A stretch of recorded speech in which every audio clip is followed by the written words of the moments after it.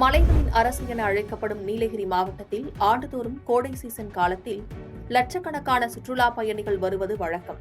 அவ்வாறு உதகைக்கு வரும் சுற்றுலா பயணிகளை கவரும் வகையில் ஆண்டுதோறும் பல்வேறு நிகழ்ச்சிகள் நடத்தப்படுவது வழக்கம். அந்த வகையில் இந்த ஆண்டு மே மாதம் 126வது மலர் கண்காட்சி மே மாதம் 10ஆம் தேதி முதல் 20ஆம் தேதி வரை 10 நாட்கள் உதகை அரசு தாவரவியல் பூங்காவில் நடைபெறவுள்ளது. இங்கு 35,000 மலர் தொட்டிகள், 75 இனங்களில் 388 வகையான ரகங்கள் பார்வைக்காக அடுக்கி வைக்க ஏற்பாடு செய்யப்பட்டுள்ளது. மேலும் மலர் காட்சியின் இந்த ஆண்டு சிறப்பம்சமாக லேசர் லைட் ஷோ காட்சிப்படுத்தவும் ஏற்பாடு செய்யப்பட்டுள்ளது. இதுகுறித்து பேட்டியளித்த மாவட்ட ஆட்சியர் மு. அருணா, 10 நாட்கள் நடைபெறும் மலர் கண்காட்சியை சுற்றுலா பயணிகள் கண்டு ரசிக்க அழைப்பு விடுத்தார். மேலும் 10ஆம் தேதி உதகை ரோஜா பூங்காவில் ரோஜா கண்காட்சி நடத்தப்படும் என அறிவித்தார்.